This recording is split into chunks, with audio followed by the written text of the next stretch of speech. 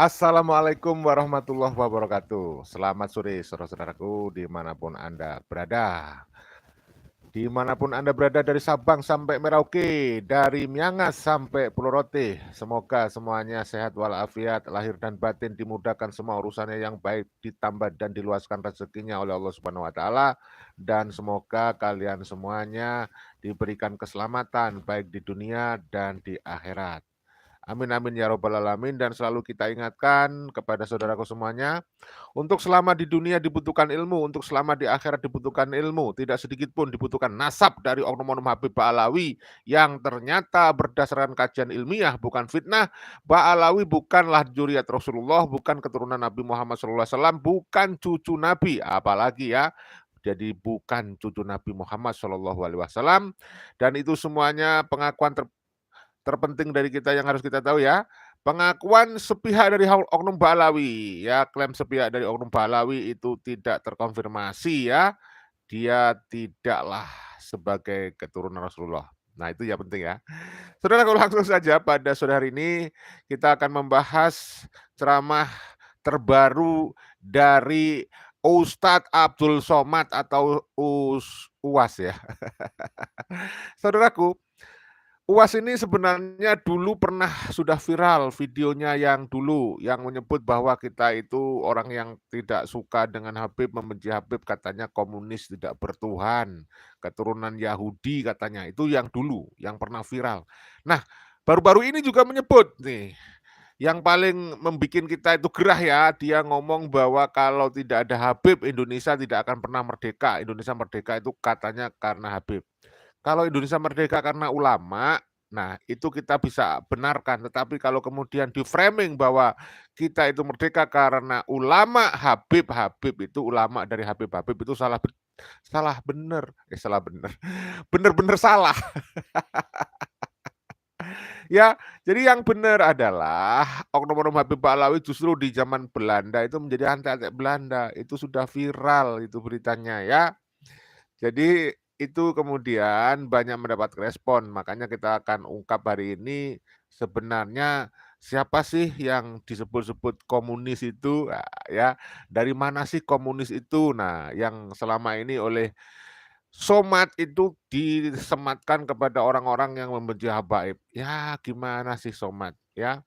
Kemudian kita akan kupas juga sebenarnya siapa sih yang berjuang melawan pemerintah kolonial Belanda. Nah, oke saudaraku, video pertama. Ini ada beberapa video yang akan kita sampaikan sehingga kalian harus sabar supaya kalian itu tidak gagal paham ya.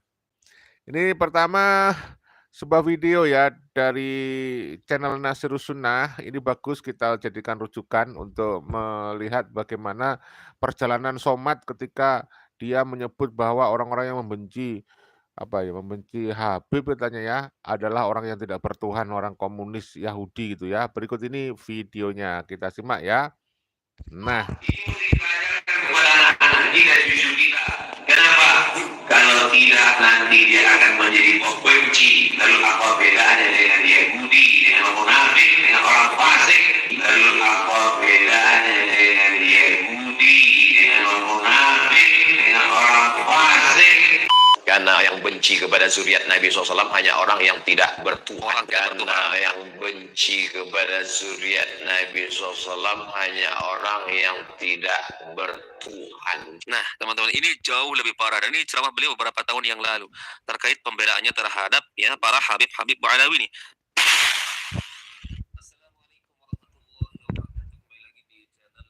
ya, jadi itu video yang lama dari Abdul Somad. Tetapi ada video yang baru yang diupload di channelnya Bahar bin Smith. Ya, ya kalian harusnya juga sudah tahu ya. Oleh karena itu bagi yang sudah tahu ya, bagi yang sudah tahu, langsung saja kalian tulis pendapat Anda, opini Anda tentang apa yang disampaikan oleh Pak Somad itu tadi, ya. Dan ini perlu kita sampaikan juga ke kalian ya, bagaimana ceramahnya Somad ketika diupload di channelnya Sayyid ya, katanya Sayyid padahal dia Habib ya. Sayyid Bahar ya. Itu di channel YouTube-nya namanya Said Bahar, padahal dia bukan Said ya, dia Habib saudara. Tapi kalau nggak begitu bukanlah ciri dari bukan ciri dari Bahar bin Smith ya. Memang Bahar bin Smith ini suka membuat apa ya, cerita-cerita ya palsu, bahkan seringkali memanipulasi hadis ya demi kepentingan mereka sendiri ya saudaraku. Wih, ini cerita-cerita yang harus kita sampaikan ke Anda ini ya. Ini ada banyak sekali. Ternyata beberapa waktu yang lalu ya, kalau saya melihat channelnya Bahar ini, Somad berkunjung ke tempatnya Bahar ini kalau nggak salah ya. Wih, ini coba kita simak ceramahnya ya, ceramahnya si Somad ya. Iya ngeri nih saudara ya, kita simak. Nah ini ya, ceramahnya Somad di depannya Bahar Smith. Ini kayaknya ceramah yang cari muka saja ini si Somad ini ya. Cari muka di depannya Bahar supaya dapat pujian dari muhibinnya Bahar. Gitu saya kira ya, kita simak. Yang sekali ternyata batang pisang lembut lunak akan dia bantai terus. Tapi kalau dia bantai sekali keras dia berhenti. Jadi kita sama sekarang ini ada zaman ini kalau diam, lugu, bodoh, diinjak-injak melawan. Siap. Takbir. Kalau dirimu dihina orang, tidak apa-apa. Siapalah Abdul Somad? Bukan siapa-siapa, bukan apa-apa. Tapi kalau agamamu dihina, ulamamu dihina, habibmu dihina, kau diam, ganti bajumu dengan kain kafan.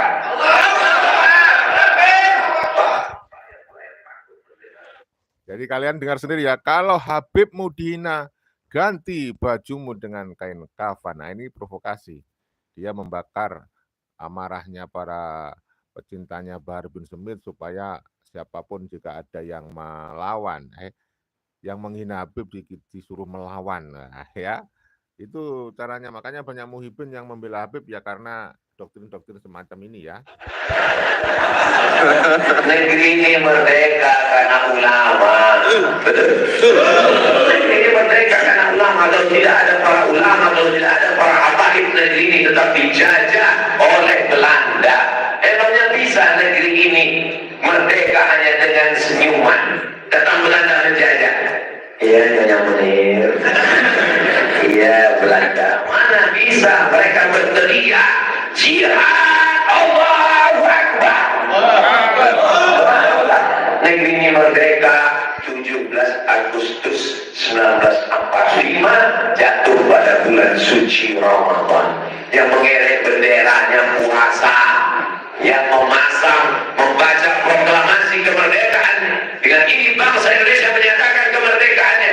Orang yang puasa dibantu dengan pertolongan Allah, maka jadi pembukaan undang-undang sumber iman Frankfurt. Dengan ini menyatakan kemerdekaannya atas berkah rahmat Allah dan keinginan bangsa Indonesia yang luhur. Kita merdeka ini bukan pemberian Belanda. 3 yang mengobrak abrik kita waktu itu: Belanda, Jepang, komunis. 48 musuh di Madiun, gagal. 65, 66, 30 September, gagal. Belanda gagal, Jepang gagal, merdeka tidak. Tapi ingat, merdeka belum tentu merdeka, karena ada yang lebih mengerikan.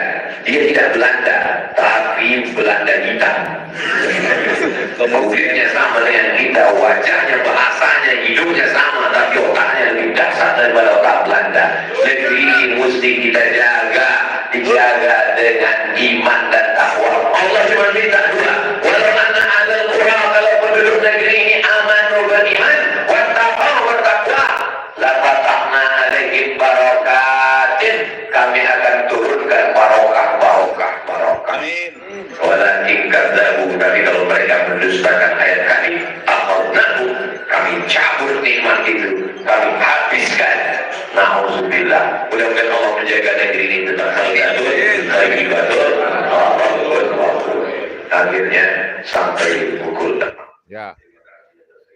Ya, itu adalah ceramah terbaru dari siapa itu namanya? Somad ya, ceramah terbaru dari Somad.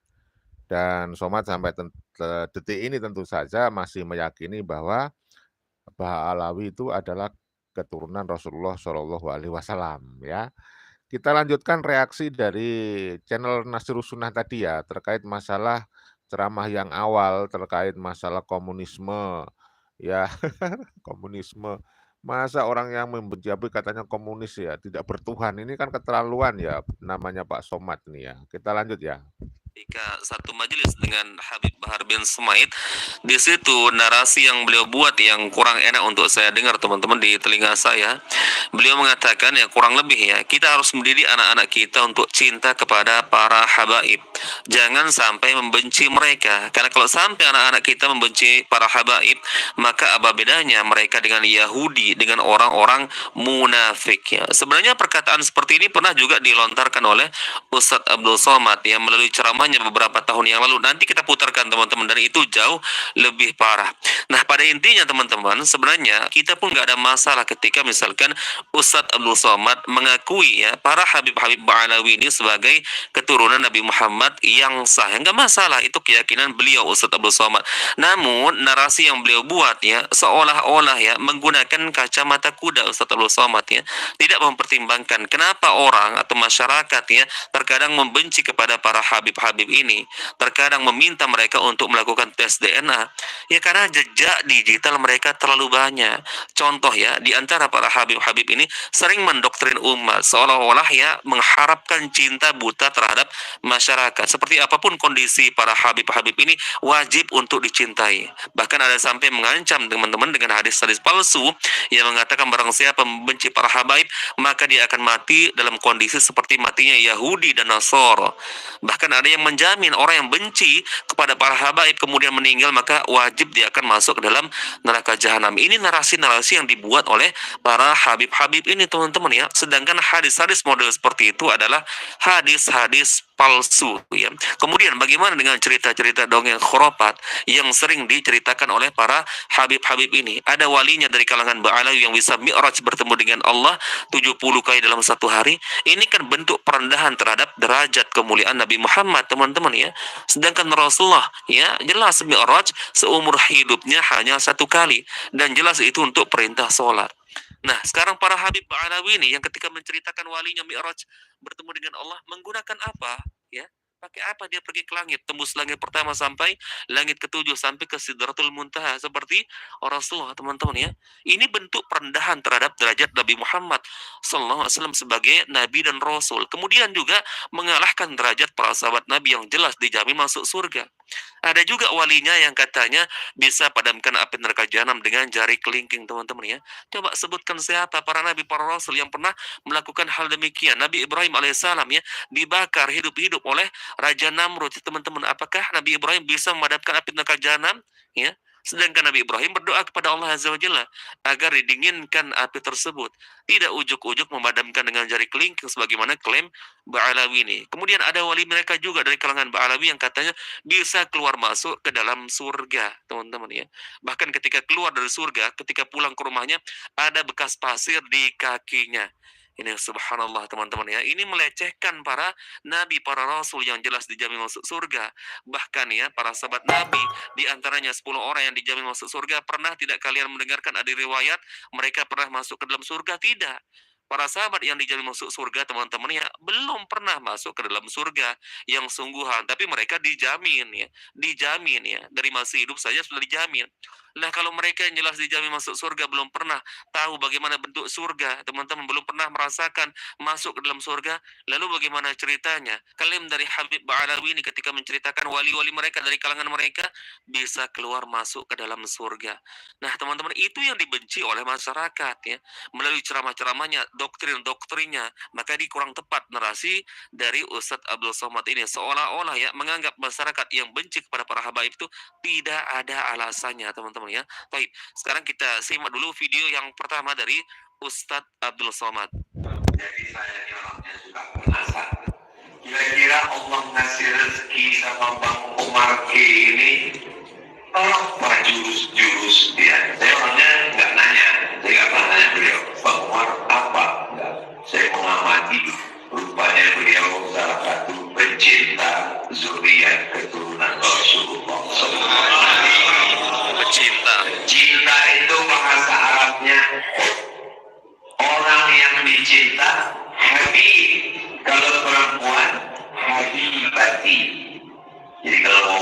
ya Habibati. Bapak nanti pulang ke rumah panggil, ya Habibati. Mana sarapan kita? Wah, ya Habibi, ya Habibi, orang yang aku cintai. Maka mereka kita panggil dengan Habib, kita mencintainya. Kenapa? Karena kita menyebut setelah nama Nabi kita, Allahumma sholli ala Sayyidina Muhammad wa ala ali Sayyidina Muhammad. Ini mesti kita ajarkan kepada anak-anak kita, cucu kita. Kenapa? Kalau tidak nanti dia akan menjadi pembenci. Lalu apa bedanya dengan Yahudi, dengan munafik, dengan orang fasik, apalagi fitnah akhir zaman yang luar biasa, medsos luar biasa. Mudah-mudahan Allah menjadikan saya, anak cucu saya sampai hari kiamat mencinta zuriat Rasulullah.